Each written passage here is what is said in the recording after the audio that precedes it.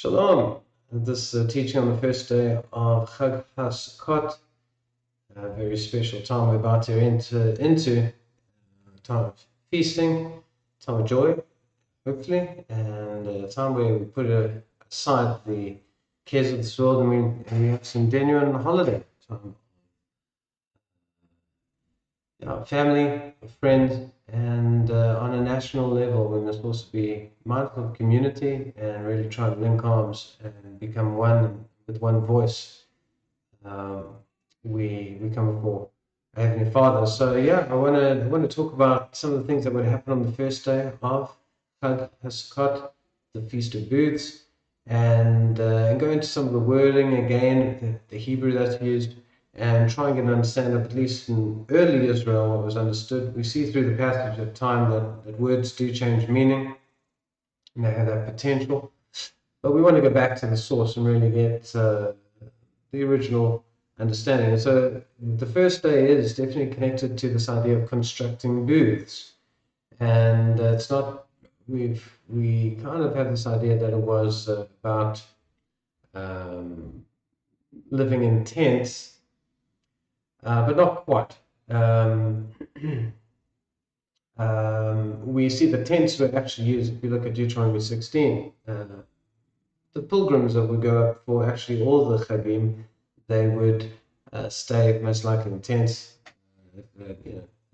certainly the cheapest option, kind of like a Woodstock or one of those kind of festivals that, people are trying to be on the cheap.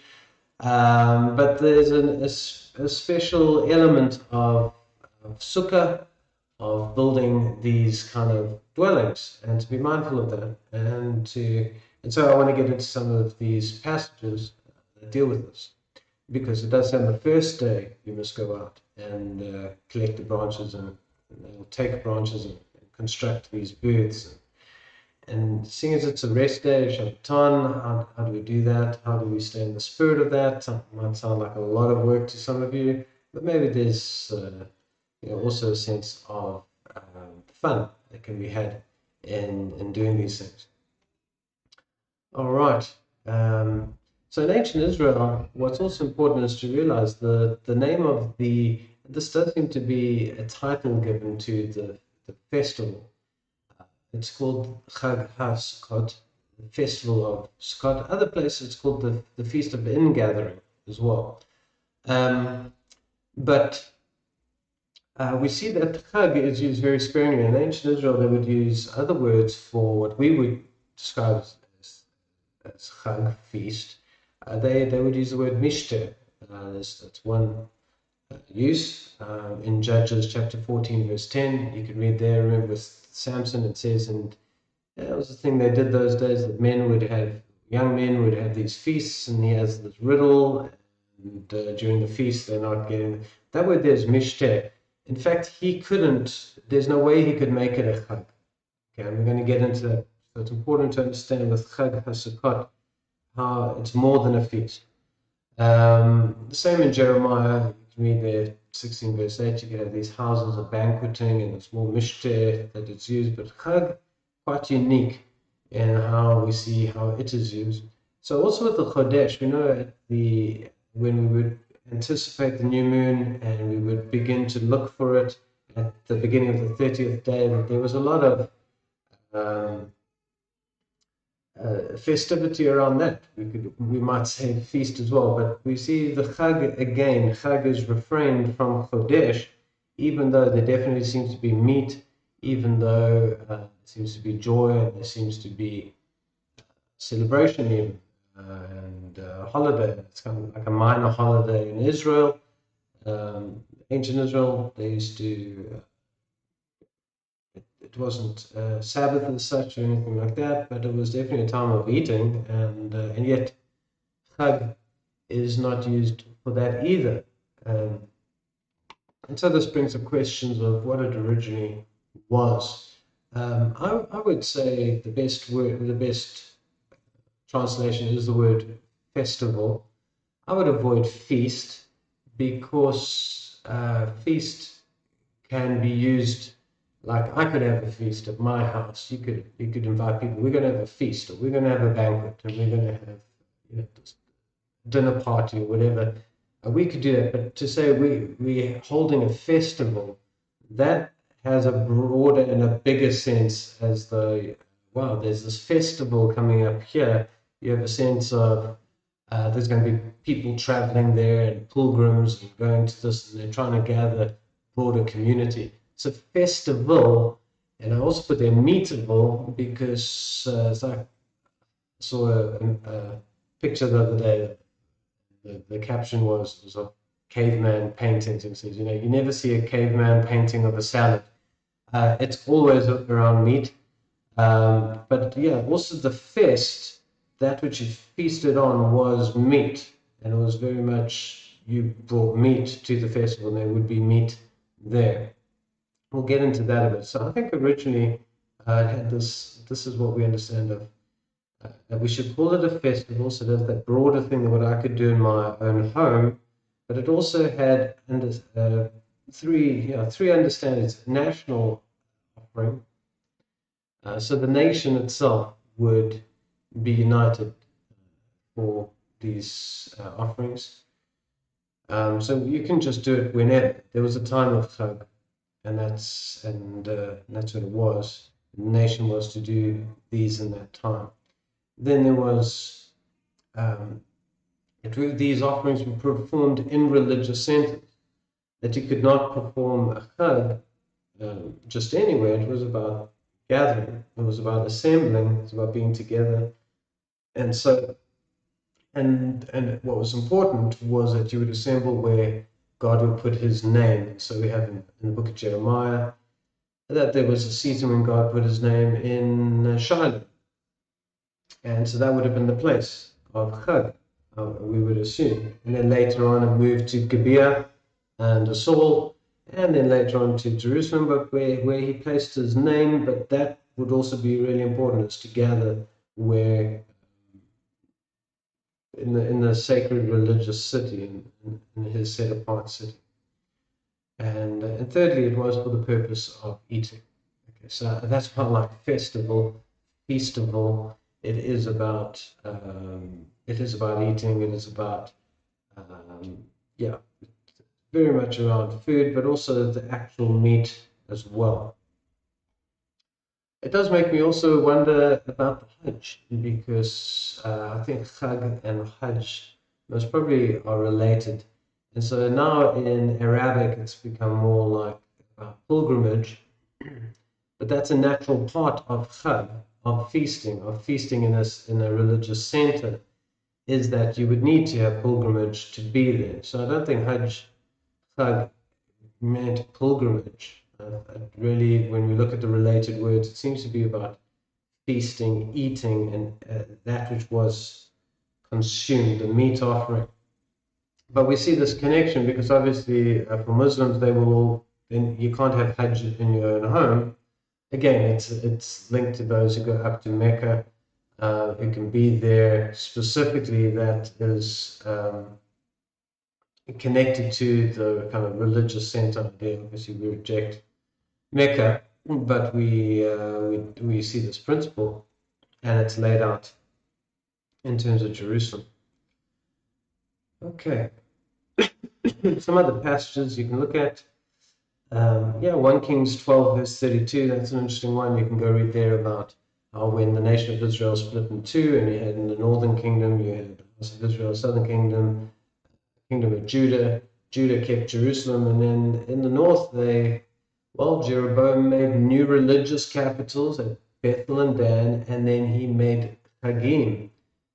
He changed actually Sukkot. You can read there where it says he changed Sukkot from the 7th month and he made it a month later. Just terrible. But anyway, but then we all see the religious centers. It wasn't just a time of feasting. You either went to Bethel and did it, or you went to Dan, and he highlighted those two places by the golden calves.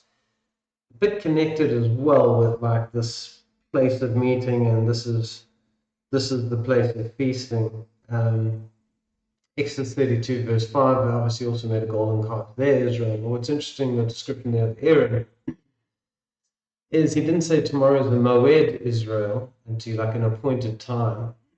He uses the word Chag, and he called a festival, word. And so we see it was pretty out of control, and anyway, it was not the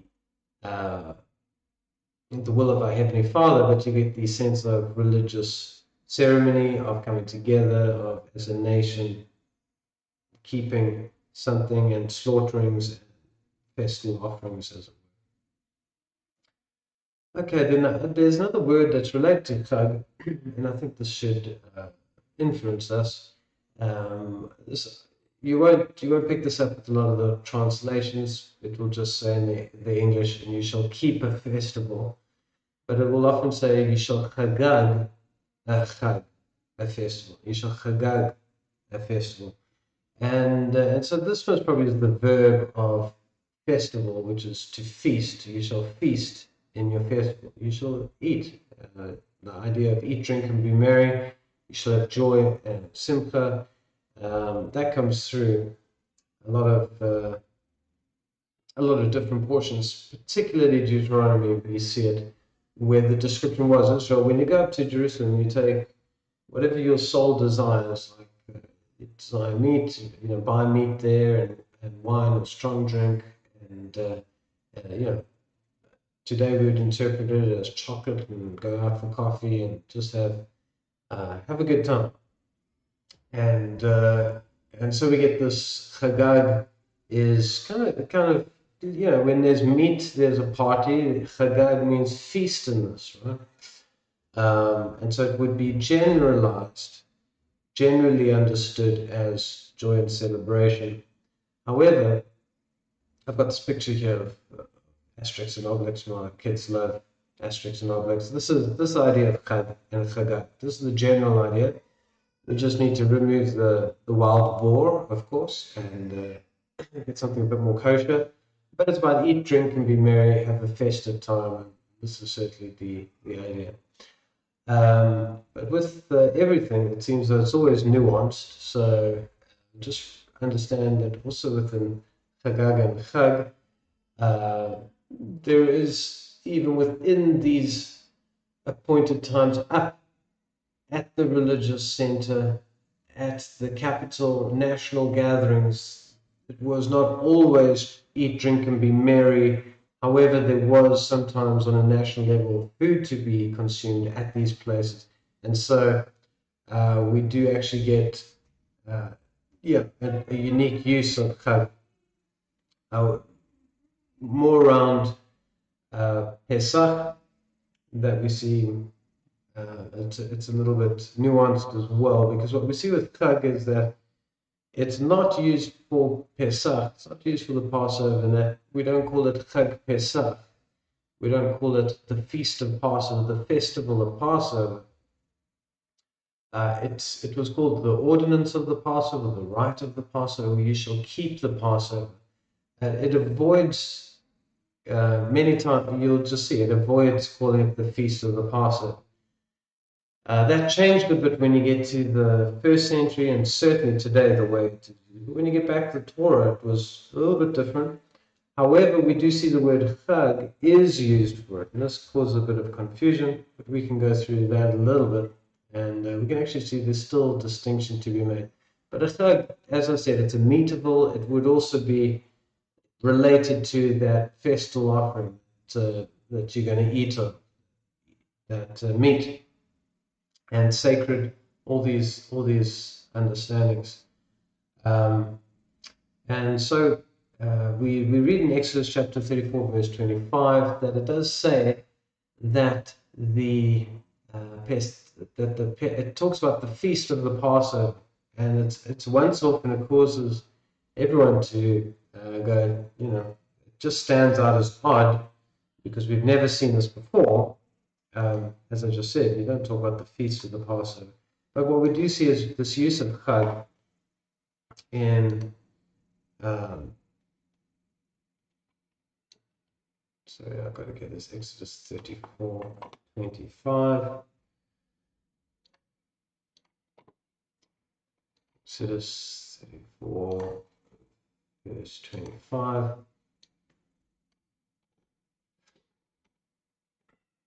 All right. It says, "You shall not offer the blood of the sacrifice with the leaven, neither shall the sacrifice of the feast of the Passover be left until the morning."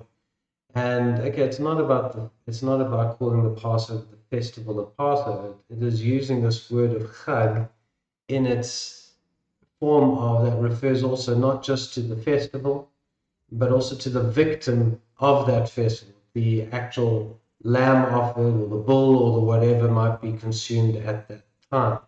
And so we know in the context of the Pesach, it would be referring to the goat or the lamb.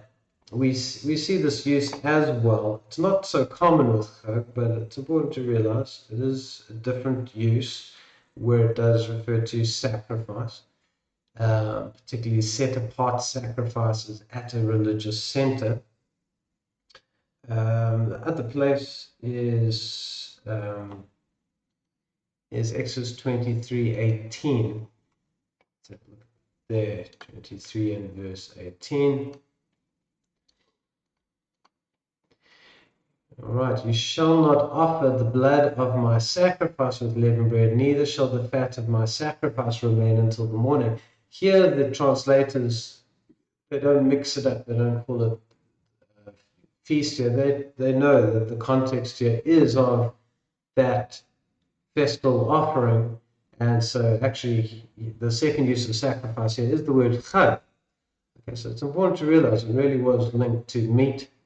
There was a time of feasting, festival, and a festive offering. And it was really centered around the meat. Another place you can go and look at is, go look at Psalm 118.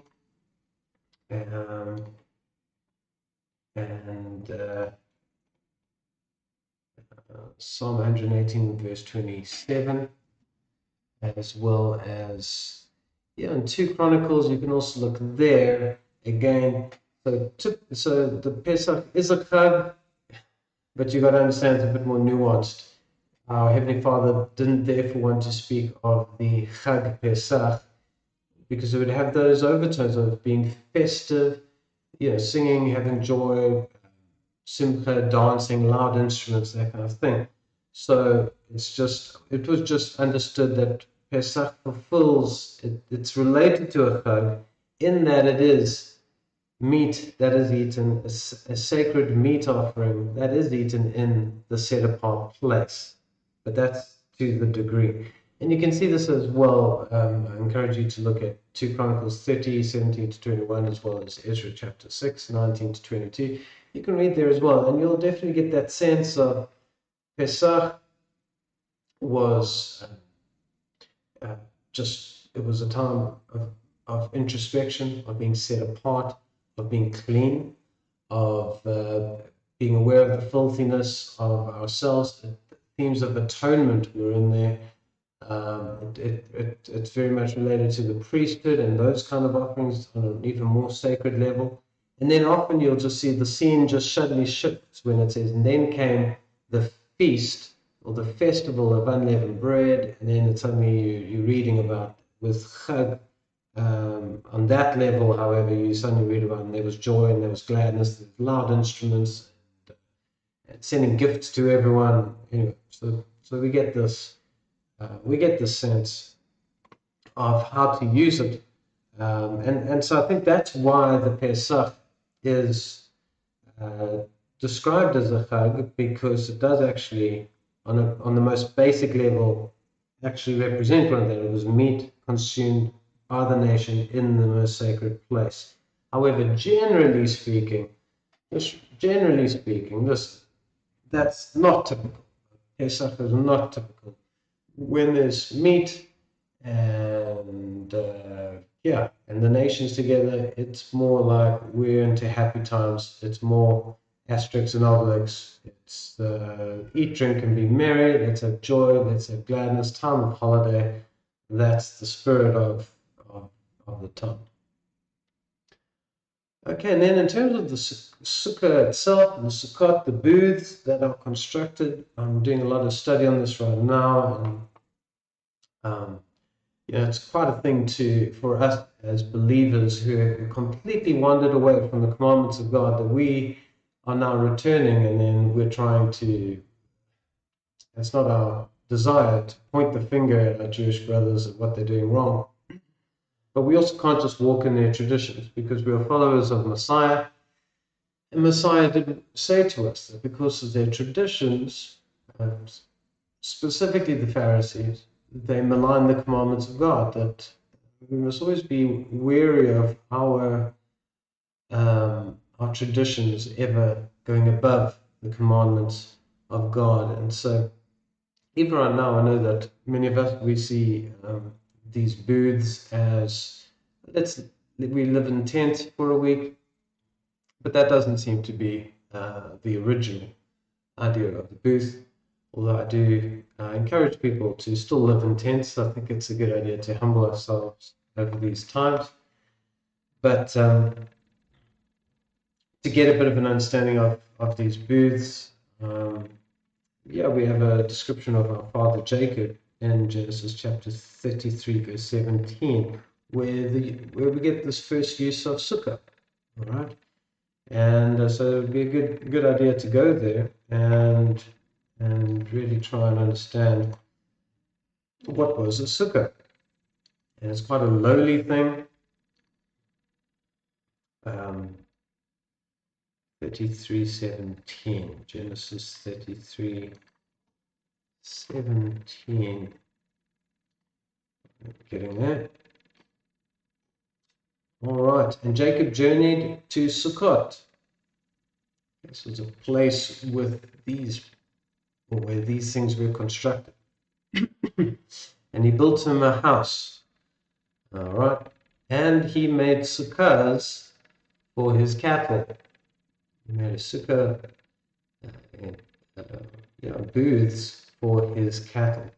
So here we see the interchange of the name Sukkot and the function it was of it represented a place where booths were made for his cattle. It's quite a lowly thing here, whatever a sukkah was. It also points a little bit away from the idea of a tent being a sukkah, because, an animal would destroy a tent within no time. So definitely a humbling dwelling. But maybe a kind of like animal shelters, idea of pens, and certainly when we get to Leviticus chapter 23, we read about, this is what Israel was down to. When Israel left Egypt, live in sukkahs,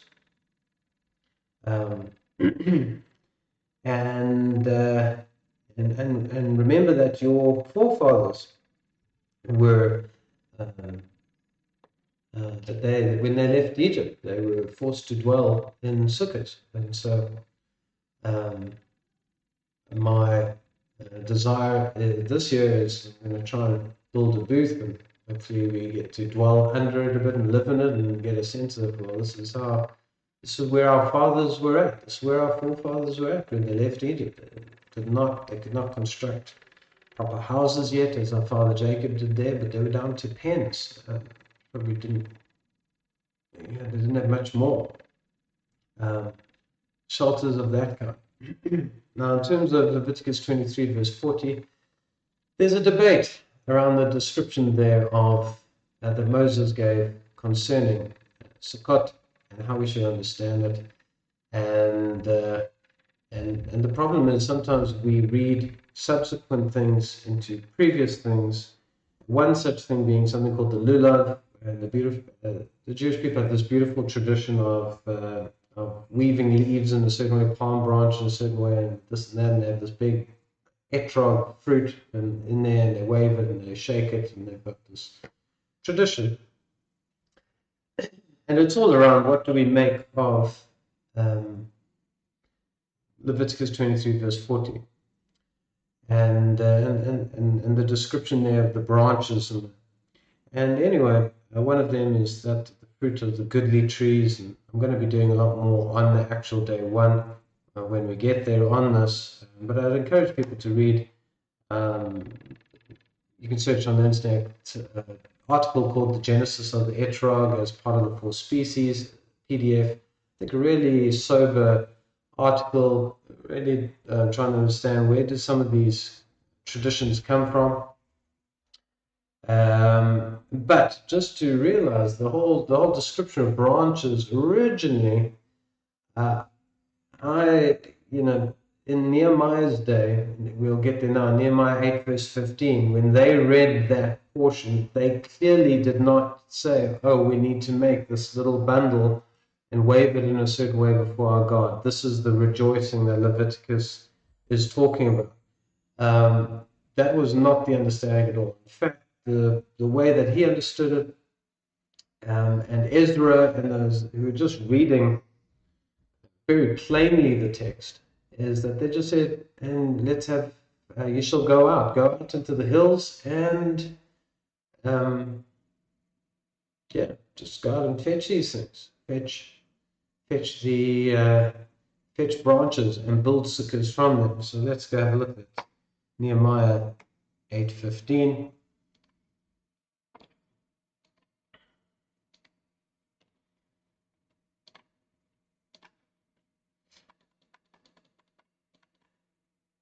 All right.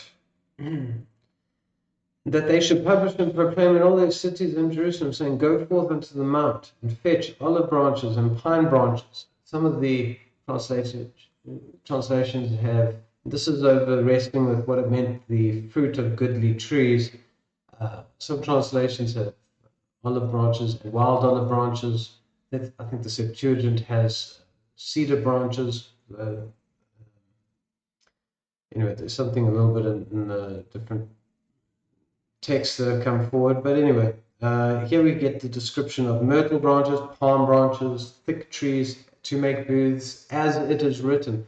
So they understood this as to make a sukkah, pens like Jacob made for his cattle, as it is written. And so that stands out in terms of the days of Nehemiah and what was understood. And so it is a festival, which is about eat, drink, and be merry, have good times. And then we see also with our Heavenly Father, He has a way of, also humbling us at the same time. So may we find the joy in this, but we definitely see booths as being these humble pen. And it seems, it seems as though what often would happen is the men would sleep in the booths, maybe women and children maybe in tents or inside or whatever, but certainly during the day, it seems that they would try and commune there, sit in there, dwell in there, eat their meals there, and at least have a sense of, and construct them and have a sense of dwelling in them. That was a part of the festival. All right, in terms of day one, when we read about the day for constructing these dwellings, it would appear to be, it's described as on the first day.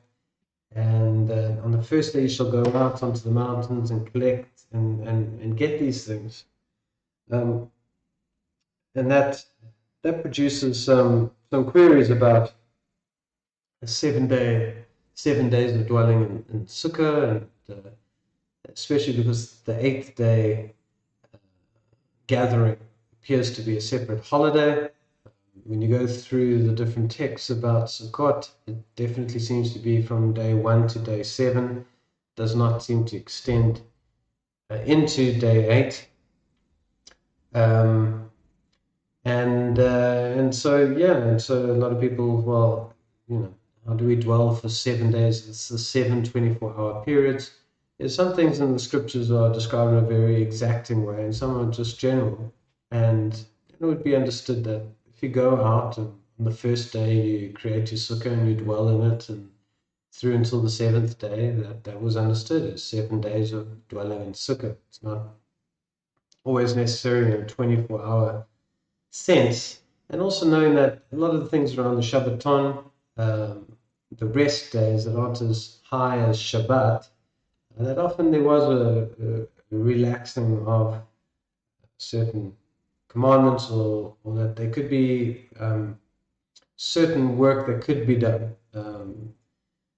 with food prep and all those kind of things. So that's one thing as well. So maybe I know sometimes people struggle. We've got to do work. We've got to construct a sukkah on this first day. This is meant to be a Shabbaton. It's a high day. It's a holy day. It just seems as though it is described as what you do. But maybe we could think of ways of making it fun and not so heavy. A bit of prep beforehand may also help. And the eighth day, yeah, I've also just put this idea of inclusive reckoning. There's definitely a general sense of time as well. I don't think we should be looking at it as 7 24-hour periods. We have this as well when children are born, and on the eighth day they are considered 8 days old. That's just how it works, and so I think similar with our 7 days of being in Sukkot, it's just about from day 1 to day 7, and that's considered 7 days. All right. And then, so just to describe where we're at, we know the new moon was seen on Tuesday evening, so Wednesday was essentially day 1. When you have Wednesday is day 1, the feast will be that it'll begin on a Wednesday. So day 1 of the month is Wednesday, day 15 will always be Wednesday as well, so Wednesday through to Tuesday will be the 7 days of Sukkot, and then the Wednesday again will come up again as day 22, as the 8th day, and so these are the days that lie before us, and so just in terms of the first day that is coming up, we do see that time of set-apart gathering. I believe what Israel did was probably early in the morning. They would have their set-apart gathering, while they're still fresh, and then they would go out and construct their booths. It's a Shabbaton, a rest day, so we can prep and eat food. It's not a fast by any means. It is a chag. This is a feast. And in terms of constructing the booths, I think to be in the spirit of holiday of a rest day, maybe some prep up front can be good. Cutting branches and getting a few things ready, and maybe making it easier to construct your booth or your pen. Hopefully it won't be so much a cattle pen and a bit more like a nice booth. But anyway, this we see as the original intention. And then finally, that we would dwell. And I think that dwelling is, spend time in it, try eat in it, commune, feast together, try to stay out of the house, particularly during the day, and do what you can. I mean, I think we need to come with the right heart attitude, and but also humble ourselves, and realize this is how our forefathers lived, and so this is what's coming up on day 1. And so I just want to finally just wish a Chag Sameach to all of you. May it be a blessed time. May you have joy, celebration, feasting, and also a time of humbling, and really understanding the great deliverance of our God. And He's the one that sustained us in the wilderness, and we trust in Him. And there's a peace to be had, even in the trials of life, even if we are brought down to that level. To be free people is a joy in and of itself, and to have His commandments guide us and lead us and to live by them is great joy. And so I really pray this teaching may help you understand the idea of chag, the importance of gathering, national gathering, of trying to join groups and groups joining groups. We need to try and come together more and more as one voice, and to have a festive time, festival of joy, simcha, and gladness. That's my prayer to all of you. Yeah, Chag Sameach, and may have a blessed festival of Sukkot, of booths. Shalom.